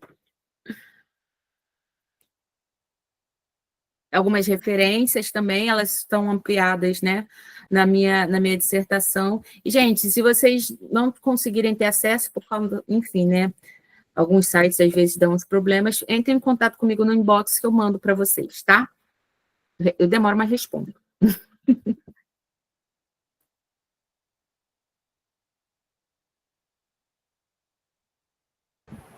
Meu Deus, o que foi isso? Muito obrigada, Bia. Meu Deus, que apresentação maravilhosa! Não é exagero meu, porque eu anotei muito. Foram 5 páginas anotando enquanto você falava. Eu amei a sua apresentação. Muito obrigada mesmo por ter aceitado, né? A primeira reunião virtual. Você viu os perrengues que foi, né? Organizar, conseguir colocar para funcionar e está registrado e não está, e fala com o coordenador aqui, não sei o quê, a universidade autoriza, não autoriza. Então, ter você nesse primeiro momento foi incrível. E eu acho que a sua apresentação hoje foi uma aula de metodologia. A gente que tem tanta dificuldade que estuda imagem, ou até pessoas que querem estudar imagem, né, que muitos entraram em contato falando, eu quero estudar, mas eu não sei o que eu vou fazer, como faz, não sei o quê. E aí vem você destrinchando passo a passo a sua pesquisa, as dificuldades que você encontrou ao longo do tempo, aquilo que você foi modificando ao longo do tempo, porque no início da pesquisa a gente tem uma noção de que eu pensei isso aqui no pré-projeto e vai ser isso o resto do tempo, e a pesquisa vai modificando, né? A gente vai sendo questionada. E, assim, o quanto que isso foi incrível. Gente, eu quero abrir aqui esse momento para perguntas. Então, se você tem pergunta, pode escrever aí no chat ou levanta a mãozinha aqui para... A Ana já se manifestou. Para passar para a Bia, eu vou só fazer 2 consideraçõezinhas, tá bom? Porque eu fiquei muito tocada com a fala e eu escrevi tanto que já não sei nem mais onde está. Teve um momento que você falou sobre a sua questão com a foto da tia Ciata. Né? Foi logo no início. Pesquisei, cadê a foto da tia Ciata? Por que as fotos das mulheres, das outras mulheres negras estão sendo associadas? E na semana passada eu tive a oportunidade de estar com uma professora lá do jornalismo da Rural, a Cecília Figueiredo, e ela encontrou o raio da foto da tia Ciata. E eu procurei essa foto durante muito tempo, eu também não achei. Quando você falou, eu falei, eu preciso falar isso para ela. Alguém achou a foto da tia Ciata. Ela encontrou 2 fotos dela, uma mais jovem, uma já idosa. A primeira lá no Recôncavo e a outra aqui no Rio de Janeiro. E aí eu precisava falar que, assim, eu vou pedir a foto para ela para poder te mandar, tá? Porque eu também quero ter acesso a essa fonte. Essas conexões são maravilhosas, tá? Por exemplo, tem uma outra pesquisadora que ela encontrou uma fotografia na Biblioteca Nacional que eu não encontrei, que é uma mulher num estúdio fotográfico posada em cima de um baú com tecidos, né? Vendendo, que elas vendiam tecidos nas ruas. E em cima tem uma caixa de tecido francês. Depois eu te mando essa foto. Eu falei, gente... Incrível! Exatamente.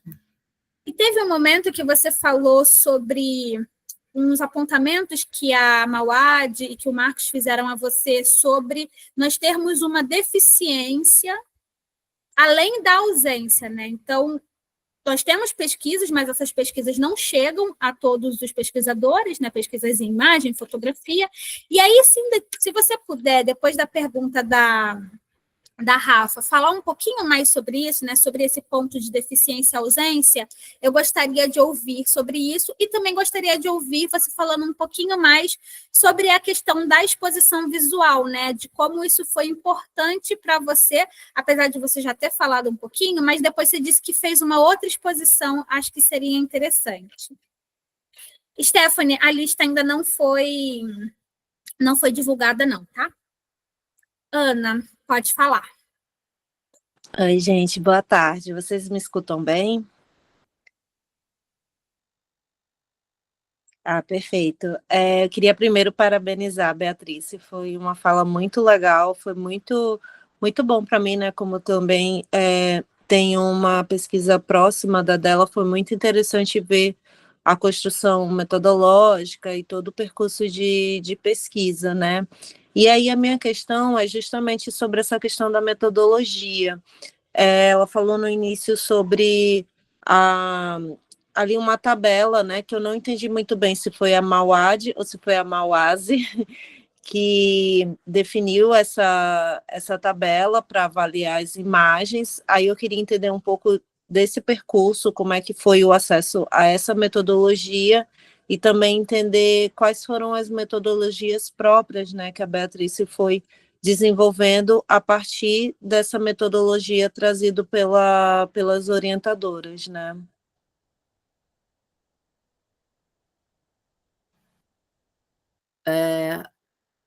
Tá, e só me responde uma coisa. Você falou sobre exposição. A exposição das fotos ou a exposição que eu fiz com as fotos?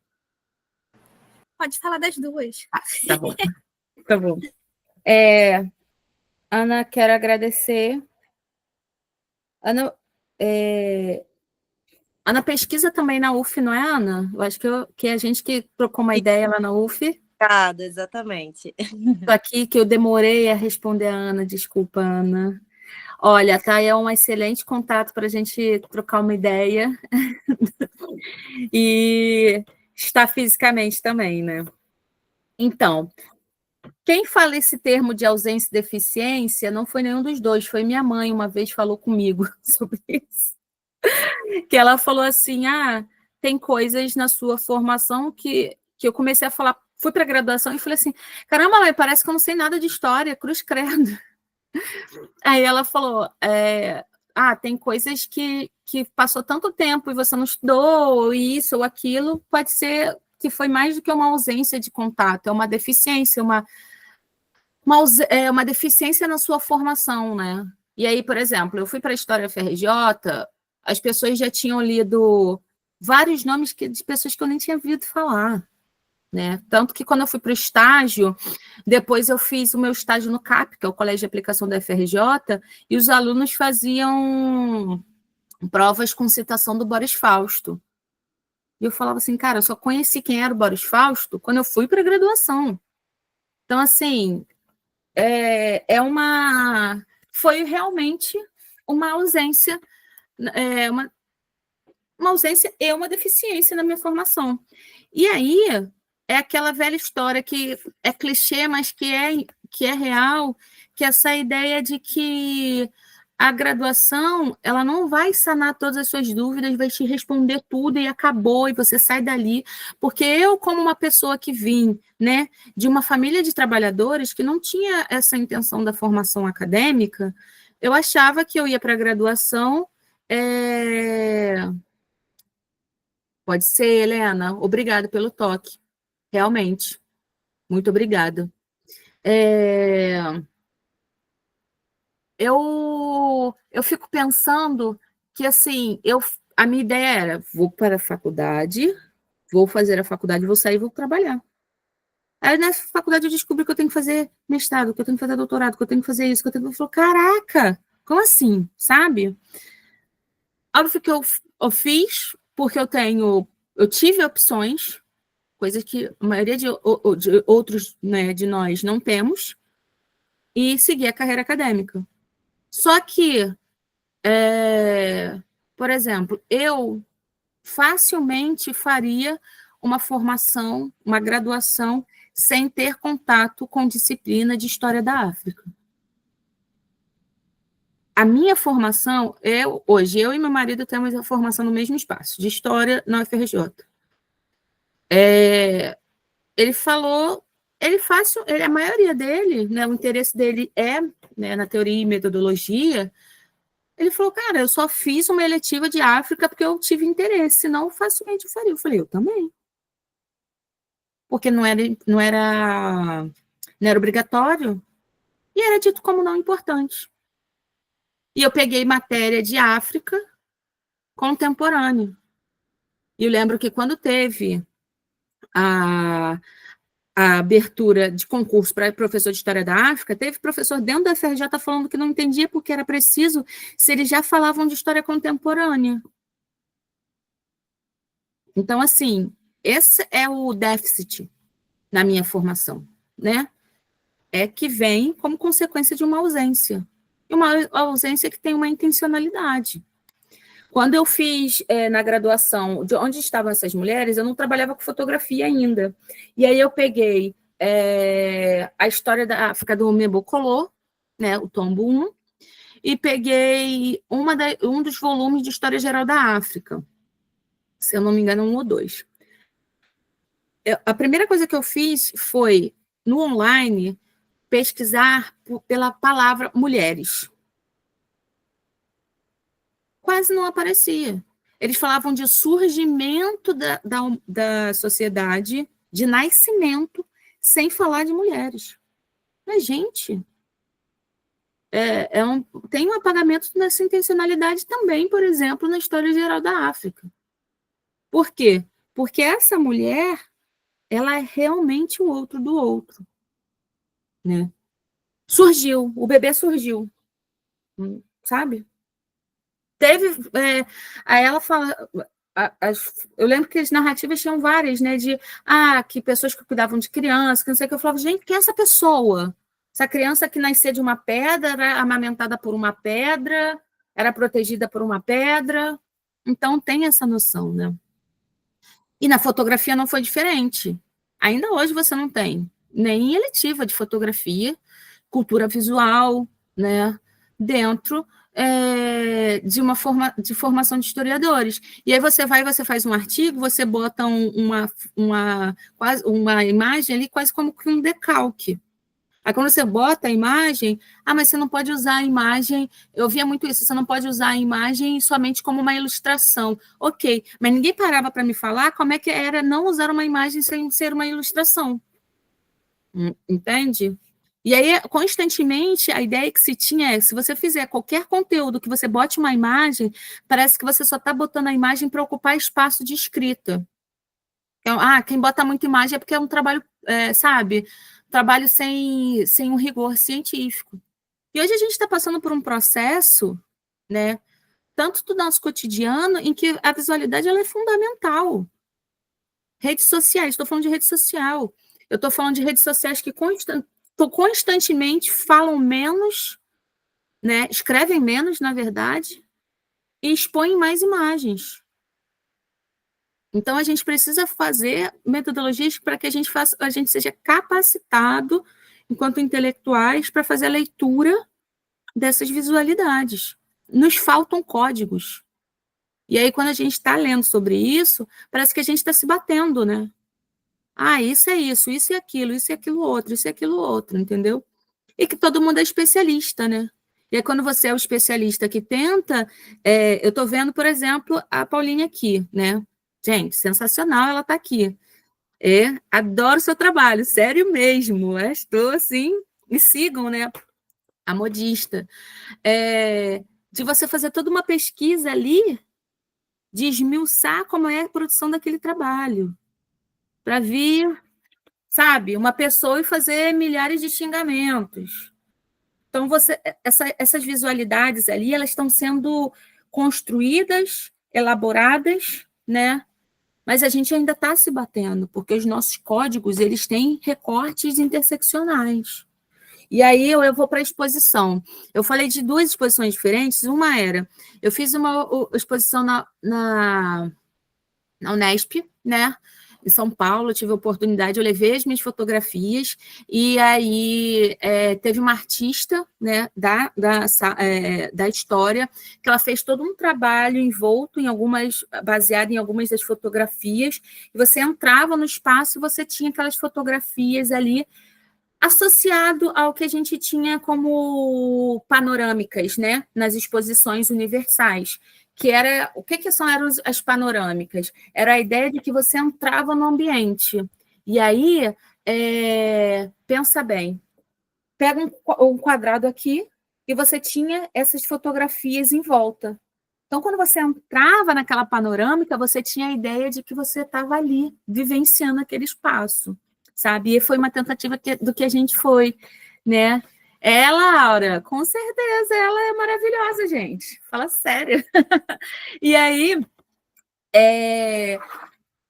quando eu entrava e saía, e aí a gente fez alguns espaços de vivência, a gente tem que entender que a visualidade não é só o ver. E isso é uma dificuldade quando a gente está pensando nesse tipo de fonte, né? Eu vi aqui que falaram sobre a sua crítica, Beatriz, é a mesma que a minha, pois usa histórias em quadrinhos como fonte histórica, principalmente. Exato. Nossa, história em quadrinhos, gente. Por exemplo, quando eu dava aula para o sexto ano, eu jogava Minecraft. Era boa? Era péssima. Mas eu jogava porque eu falava assim para os alunos, igual quando a gente faz assim assado no Minecraft. Aí os alunos, tia, você joga? Jogo. Você não joga nada, tia. Você joga, faz o quê? E aí você começa a pensar ali. Como é que você está construindo o enredo daquela situação junto com aquelas crianças? Porque você não faz sentido para a gente não tem dificuldade de trabalhar uma análise com fotografia. E a gente está dentro da universidade, imagina para aquela criança olhar esse quadrinho e falar assim, tia, é só uma historinha, né? Fala sério. Então, a gente também tem que se entender como esse intelectual fazedor, né? E aí é um trabalho que fazer duas vezes, né? Ler o que todo mundo lê e ler o que ninguém lê. E a outra exposição, tá, que eu falo, na verdade, era uma exposição para mim na minha casa, né? Quando eu fiz o pré-vestibular, eu fiz uma linha do tempo, a maluca da linha do tempo. E aí eu fui fazendo linha do tempo com papeizinhos de coisas que aconteciam. E vira e mexe, eu ia tomar um cafezinho, aí eu ia lendo. E eu fiz isso quando eu fiz com as minhas fotografias. Então, eu fiz murais, né, nas paredes, e aí eu botava a primeira temática. Eu comecei a olhar e falar assim, caramba, tem muito retrato. O que os retratos me falam? E aí entra, eu acho que muito na pesquisa do que a Ana fala. Essa para mim foi uma metodologia na praxe mesmo, sabe? Eu pego essas fotografias e eu começo a uni-las por subtemas. Pô, mas essa aqui fala com isso, casa com isso, com essa aqui. Eu começo a entender que eu preciso e que elas falem. E aí é uma noção que elas falem e dialoguem, né? Duas coisas que a Ana Maria Mauad fala que eu acho muito interessante a gente precisa fazer as perguntas para essas fotografias. As fontes falam. Gente, a gente quem faz as perguntas. Para a gente fazer essas perguntas, a gente precisa dessa codificação. A gente precisa estar imerso nesses espaços, né? De leitura, de compreensão dessas dimensões. Né? Desde, por exemplo, da palavra-chave. Se eu usar os escravizados, não vai aparecer nada. Se eu usar escrava, vai aparecer 50. Tá? E aí eram várias... E constante, historiador só anda em bando, né? Então, vários historiadores meus amigos iam na minha casa e falavam, pô, isso aqui é maneiro, isso aqui lembra não sei o quê, isso aqui lembra não sei o quê. Então, minha mãe, que é costureira, ia lá e falava, esse aqui é gripe, esse aqui é não sei o quê. Eu começo a trabalhar com as rendas também, começo a pegar relatos de viajantes. Tem um livro da Paula Leite, né? Maria Paula Leite, se eu não me engano, que ela traz vários trechos de relatos de viajantes no Rio de Janeiro. E um dos trechos, aí ela se separa por tema, tipo festa, teatro, educação, essas coisas, né? Amas de leite. Aí tem um relato que ela fala em que tem uma fazenda em que essas mulheres negras elas têm muita habilidade com a renda e com essas rendas elas são usadas para trocar por outros produtos e também são usadas na decoração da casa. Então, eu fico pensando, caramba, uma coisa que é associado à alta, né, sociedade feminina negra, que são rendas específicas, né, quando vai para a casa desse homem branco, é só mais uma almofada. Então, como é que é essa dimensão, né? E Ana, quando eu falei sobre essa ideia da metodologia, quem fez foi a Ana Maria Mauad. É porque eu tenho uma questão com M. Mônica Lima, Mauad, Muazzi, Marta Abreu, então eu estou ali agarrada nesse M. Que ela faz essas fichas catalográficas, se eu não me engano, a Thay também trabalha com essa pesquisa, a gente trocou essa ideia, né? E aí a gente pegou, ela apresenta como ela faz essa análise, tá? A partir dessa ficha, e a gente, assim como eu, a Thay também, adaptou as fichas dela. Porque tem coisas que cabem, tem coisas que não nos cabem. E aí, a partir dessa ficha, eu fui para a teoria, né? Para essa... Quem está conversando comigo? Quem eu posso trazer para falar comigo? Quem eu posso pensar, por exemplo, para falar sobre tecidos, né? Eu faço uma leitura com uma parceira de pesquisa também, que é a Aimee Okazaki. Ela trabalha especificamente com tecidos, tá? Em movimentos afrodiaspóricos, mas ela trabalha com recortes de um tempo presente em candomblés em São Paulo, um candomblé específico em São Paulo. A obra dela saiu até há pouco tempo, né? Ela defendeu a tese dela. E aí ela começa a falar, por exemplo, sobre técnicas. E aí eu começo a entender que essas técnicas, elas não aparecem, um adire não aparece, por exemplo, numa fotografia dessas mulheres no Brasil, mas elas aparecem quando elas falam de fotografias de mulheres negras oitocentistas em África. Então, você tem uma adaptação nessa afrodiáspora. Então, quem vem conversar comigo sobre isso, né? E aí, por exemplo, como metodologia, eu comecei a entender que eu precisava fazer que eu fiz uma escolha de um recorte, né, espacial brasileiro.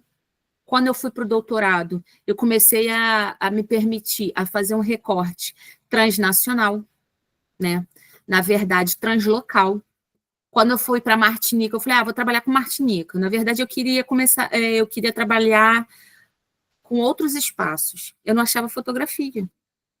Eu não achava fotografia. E aí é um outro discurso, um outro trabalho para eu pensar que eu começo a achar Martinica. E aí, peraí, quem é a Martinica? Quem fala sobre? Então, acho que esse é um momento que a metodologia e a teoria elas se conectam de uma forma muito próxima, né? Eu pensei também nessa ideia que foi um experimento social meu. Na minha qualificação, eu levo o meu álbum fotográfico, e aí eu vejo, né, a Marta Abreu e a Ana Maria Mauad folheando e falando, caramba, olha isso, olha aquilo, a interação dessas mulheres, né, com essas fotografias. Grandes pesquisadoras na minha qualificação, olhando essa fotografia e falando, caramba, isso eu não tinha pensado, essa pose aqui eu não sei o que é, por que você não trabalhou isso?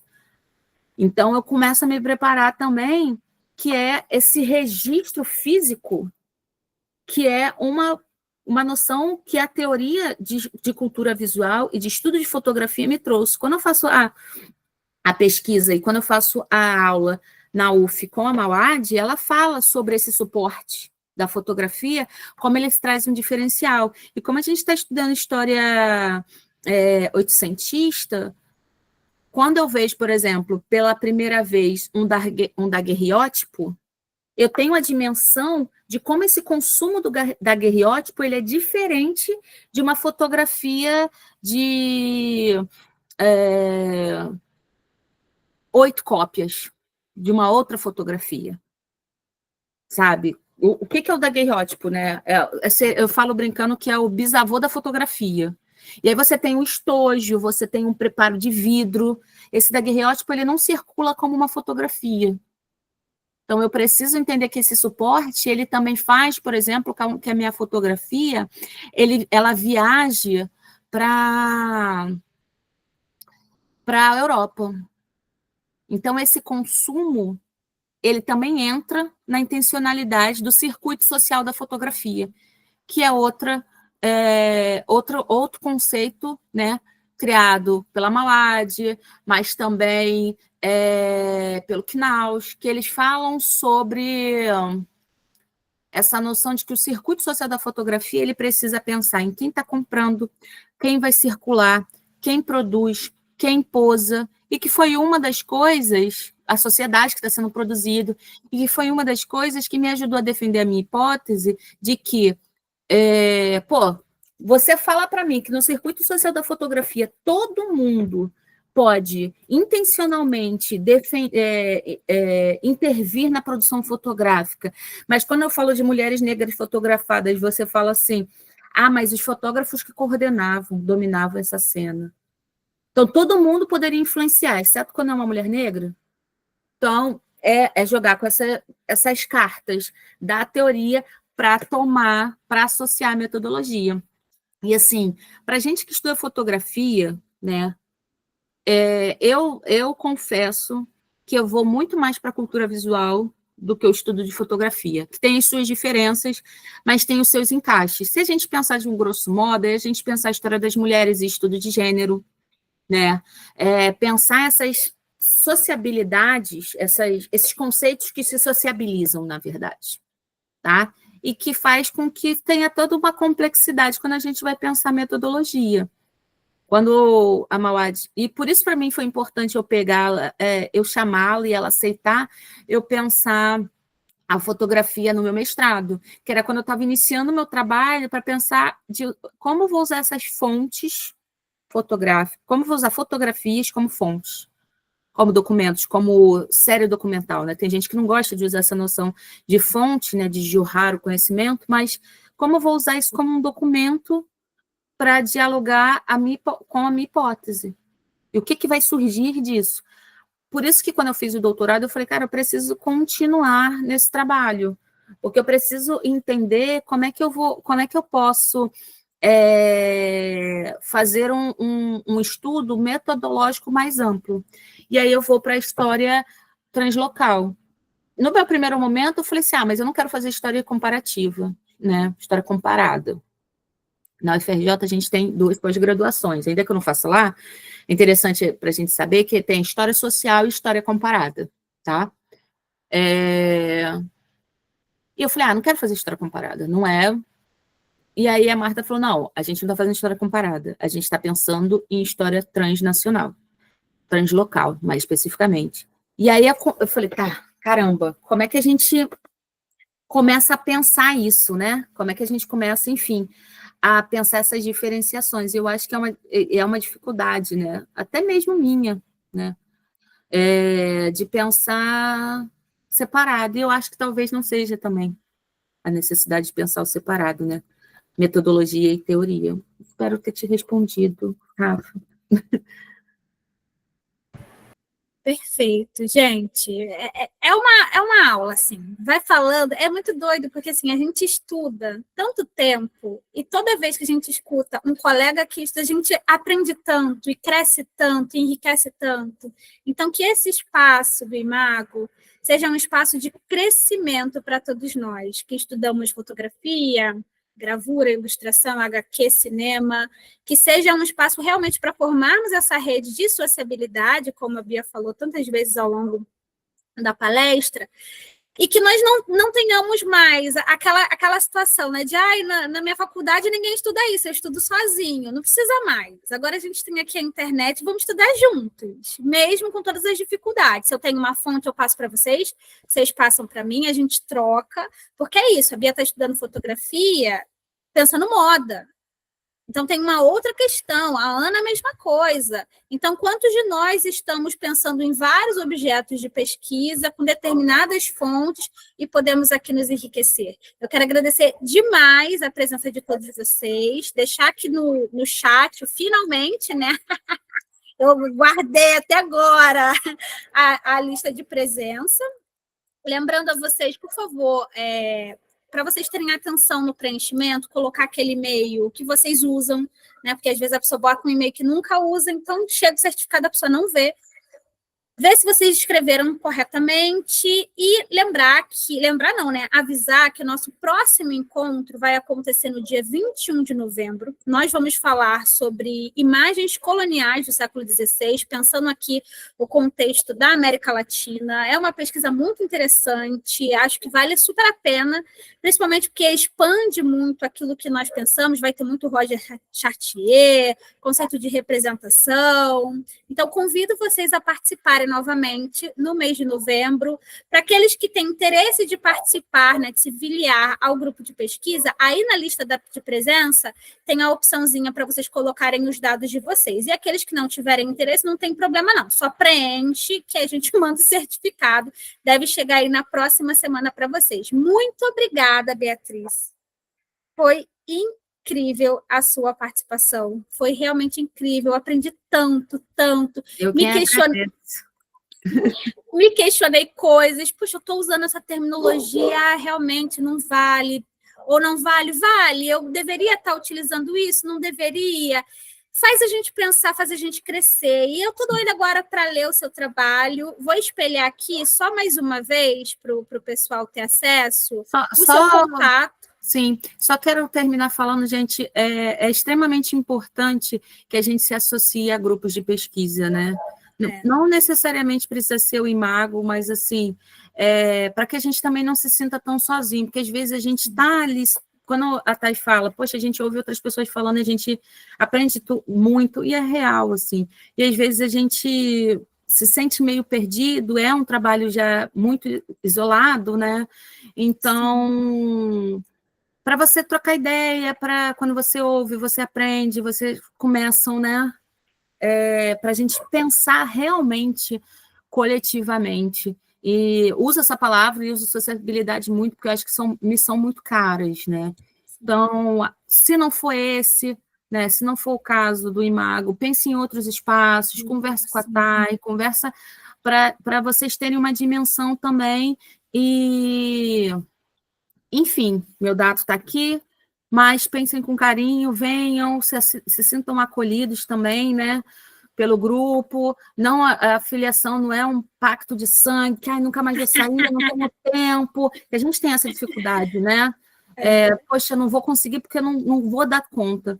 Mas, assim, também é um momento, pelo menos os espaços que eu pesquiso, que eu participo, são momentos daquele respiro, de te lembrar que faz sentido o que você está pesquisando, sabe?